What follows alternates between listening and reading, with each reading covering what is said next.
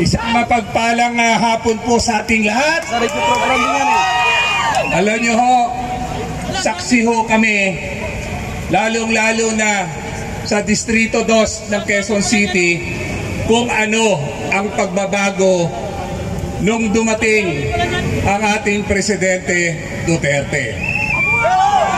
Noon, tinatawag kaming pinakamagulong barangay, riot dito, patayan dito, droga rito, walang humpay na droga. Ako po, dating kapitan ng Batasan Hills. Saksi po ko kung gaano kasalot ang droga. Droga ho, ang unang-unang sumisira sa pamilya. Ito po ay totoong istorya. Pag ang isang pamilya may biktima ng droga, nagkakaproblema ang tahanan. Yung dating masunurin, yung dating magalang, pag nakapagdroga na, wala nang sinasanto. Unang-unang biktima, unang-unang namomroblema ang mga magulang at ang kanyang kapamilya.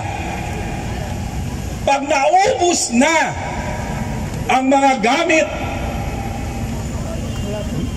nanakaw na, nabenta na, ultimo kaldero, susunod na nanakawan ang kanyang mga kapitbahay. Ganyan po ang problema ng droga. Wala pa man po, hindi pa man po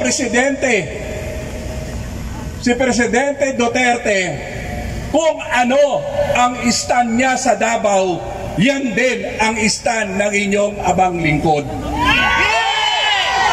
Kaya binagsagan po ko ng Duterte ng Quezon City.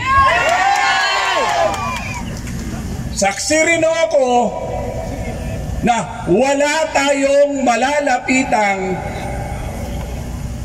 hustisya nung panahon pong yun. Dahil ultimong mga kapulisan, sila na rin ang nagtutulak ng droga, nag-umpisa sa pagiging protektor ng droga hanggang sa natuto na sila na ang magbenta ng droga. Saksing buhay po ang inyong abang lingkod. Ilang pamilya, ilang magulang na lumalapit sa akin, umiiyak dahil ang dating magalang na anak nung nalulon sa droga, wala nang ginagalang. Pati sila ay sinasaktan na. Ultimo kaldero, ultimo lock ng pinto nila, binebenta na.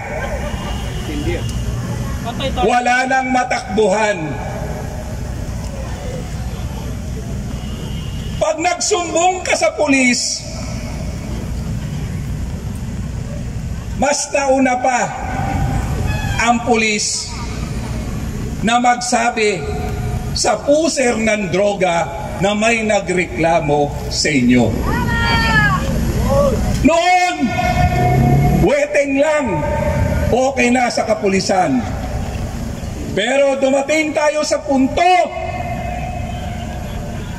na droga na, nire-recycle na ng ating mga kapulisan. Saksi ho ako at kasama ko po ito si Agent Jonathan Morales. May isang punto na wala nang mapupuntahan ang aking mga nasasakupan. Kaya ang inyong abang lingkod, niralihan ko na. Ultimo, istasyon ng pulis sa amin. Maraming death threat, pero hindi ho nagpatinag ang inyong kaharap. Dahil ginagampanan ko lang ang aking sinumpaang katungkulan na ipinagkaloob ng mamamayan at ipinagkaloob ng Diyos. Lahat po kaming lingkod bayan, nanunumpa po kami. Halos tuwing flag raising ceremony.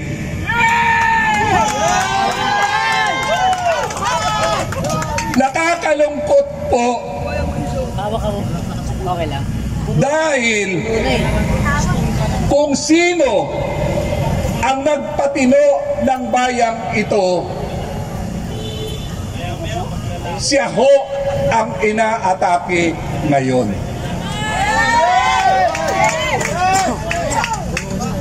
Nung naupo po ang ating Presidente Duterte, napatunayan po na tama ang inyong abang lingkod. Dahil karamihan ng Ninja Cup galing sa istasyon ng aking nasasakupan na noon pa man ay aking pinagraralihan. Ganito yun, nahulog na sa. Ang hirap, puro may payong. Kaya po, napatunayan nila na tama ang inyong abang lingkod na talamak na ang droga. Talamak patayan. Kanino yung nahulog? Dahil Ayan, pag may adik, Salamat eh. may krimen. Fans. Sino pang wala? Alam nyo ho, hindi ko na makayanan ang ginagawa ng administrasyong ito sa taong nagpatino sa ating bayan. Against the light po yung Ang ilaw. taong lumaban sa napakahirap labanan ang sindikato ng droga dahil hindi mo na alam kung sino, dahil halos lahat ay nakikinabang na. Narco politics ang kalaban natin noon. Ang mga pulis, alaga ang puser. Magbebenta ang puser, nakaabang na ang pulis. Pagbilid ng adik, sasalubungin na ng pulis at ise-set up na. Usong-uso ang hulidap. Ako ho, naiintindihan ko kung bakit binabalikan ngayon ang ating presidente dahil 6 na taon silang nagutom. 6 na taon nasira ang kanilang pagnanakaw sa pondo ng kaban ng bayan. Mayaman po ang bayan natin. Ang problema lang po, kaming mga politiko, ang tunay na problema sa bayang ito dahil 70% sabi nga ninanakaw naming mga politiko. Patay na. Tapos ka na kayo. Alam nyo, pinag-isipan ko maigi kung lalantad na ba ako. Sa nangyayari po ngayon, 66 years old na po si Tatay Rani. Pag tumatanda ka na, gusto mo lang, naiintindihan ko yung mga lolo ko noon at lola. Gusto na lang nila na magkaroon ng katahimikan, magkaroon ng kapayapaan para sa mahal nila sa bayan. Ang hirap po ipaglaban ang tama ngayon. Pero kung walang titindig sa tama,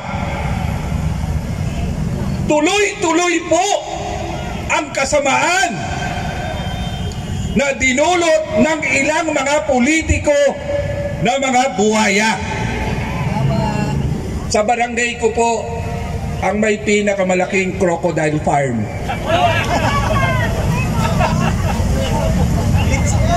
Mas malaki pa kay Lulong.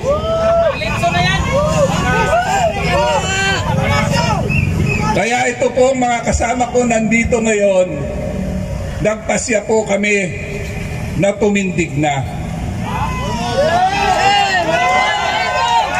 Kami pong naisog sa Quezon City, hindi na papayag na magsasawalang kibo. Kami po ay titindig ngayon sa tama dahil alam ko marami pa ring Pilipino na nakikiramdam na kagaya ko noon. Baka ngayon sabay-sabay tayong titindig. Tama na! Sobra na! Gaya po na sinabi ko, ang simpleng tahanan pagka may adik, problemado na ang tahanan. Lalo na kaya kung ang ating presidente ay adik.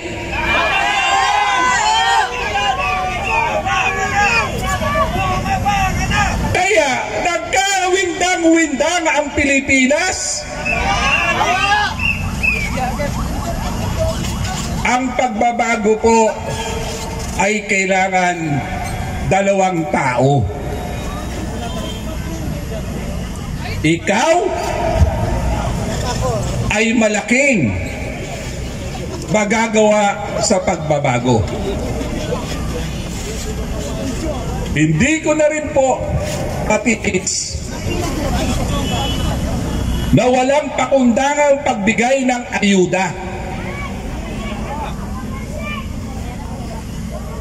Ang ayuda po, pamilya rin ang nakikinabang. Pamilya ng mga supporter, pamilya ng kaibigan ng mga politiko.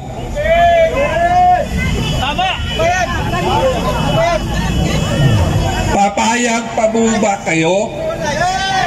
Malalahimik pa rin po ba kayo? Baka naman pwedeng samahan nyo na ako sa pagtindig dito alang-alang sa mga susunod na henerasyon. Kung hahayaan po natin ito, pwedeng kakayanin natin. Pero yung mga mahal natin sa buhay, sila ang tatamaan ng gusto.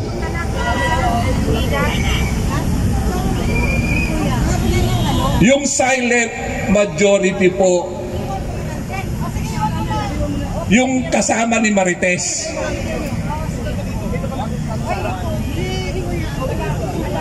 tama na po ang pakiramdam. Tama na po ang pagmamatsyag. Lumantad na po tayo dahil mas makapangyarihan ang taong bayan kaysa mga salot sa lipunan. May karapatan ang taong bayan na mag-revolt sa gobyerno kung ito po ay mapaglabis na. Kung ito po ay sanhina ng lahat ng kahirapan at pagtatraidor sa taong bayan.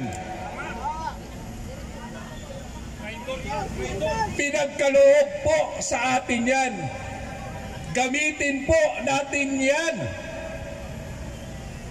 Walang mangyayari sa atin. Huwag niyong hintayin na yung kamag-anak niyo ang mabibiktima ng mga krimen ngayon. Naglapasan na naman po ang mga puser sa barangay. Naglabasan na naman po ang mga eskalawag ng kapulisan. Nakikita naman po natin sa news, pulis ng kidnap, pulis ng hold up. Bumabalik na naman po tayo sa panahon nang ang namumuno sa atin ay mga narco-politics. Mga kababayan ko, uulitin ko po, ang gobyerno may obligasyon sa taong bayan. Pero ang taong bayan may karapatan paalasin ang gobyernong salok sa bayan.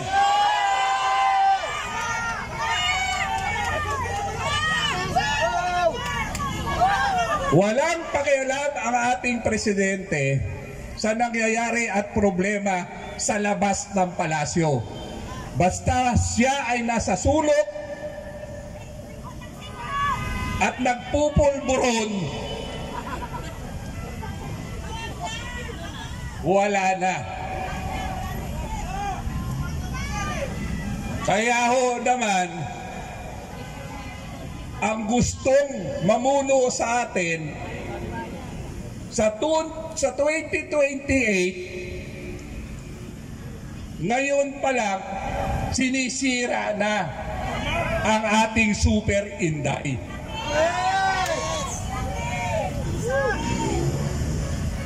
At ang binabala niya yung mga bayaran niyang congressman. Napanood niyo naman po kung paano ang kabalbalan ng mga congressman na ipahiya si Super Inday. Pero dahil si Super Inday malinis ang budhi, malinis ang hangarin, bumuelta sa mga buhayang walang kabusugang.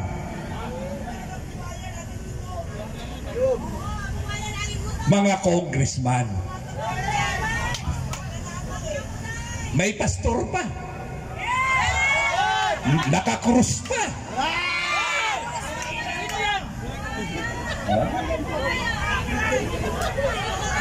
Kung magpahiya, kung mag-interrogate, daig pa ang tunay na piskal, disente.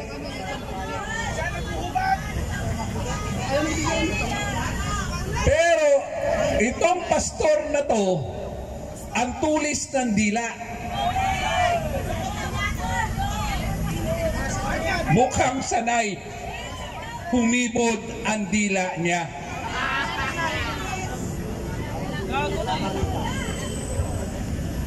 Ngayon po, nakita nyo ang katotohanan, ang nagtatanggol sa tunay na nagmamalasakit sa bayang ito.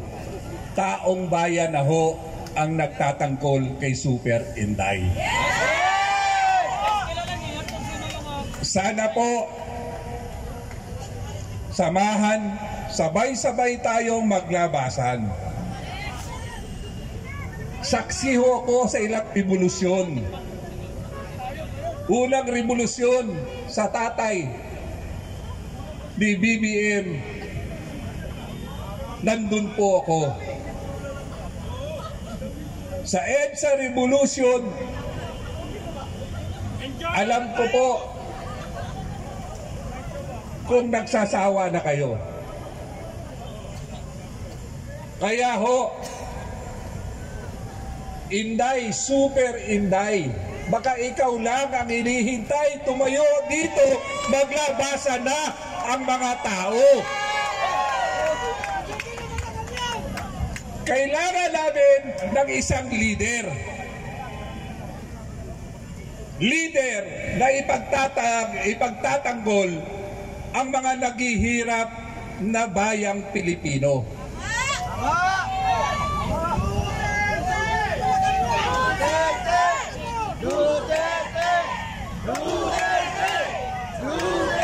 Parang awa na po ninyo. Gumising na ho tayo. Dahil pag hindi pa ho tayo gumising, huwag nating hintayin na umabot pa sa eleksyon na ito dahil ninanakaw na nila ang yaman ng bayan para ipambili ng boto ninyo. Kaya ho,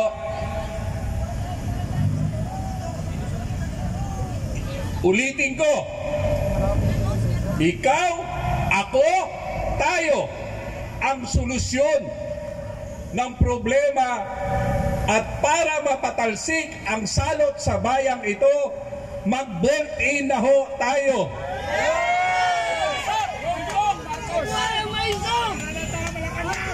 Super Inday, tumindig ka na sa amin. Ikaw lang ang hinihintay ng taong bayan. Muli po, ang inyong abang lingkod, kung ano man ang mararating ko, kung ano man ang mangyayari sa akin dito, hindi ko pagsisisihan.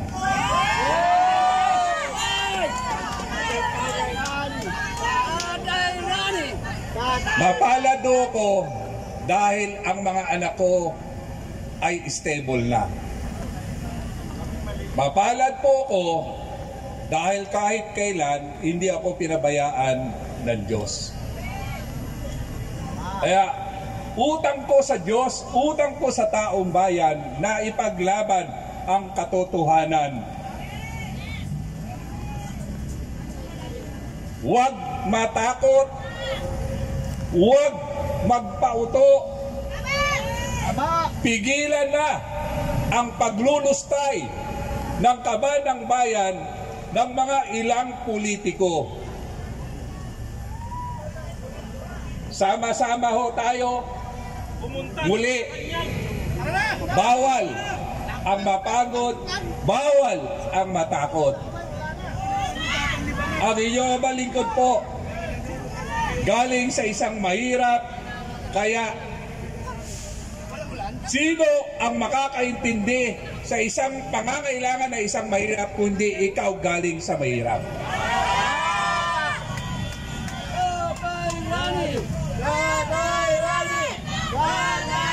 Ulitin ko, huwag nating hintayin na ang magiging biktima ng mga bangag na ito ang ating pamilya. Mabuhay! Maraming salamat sa pagkakataon at kasama niyo ako sa labang ito. God bless po sa atin lahat.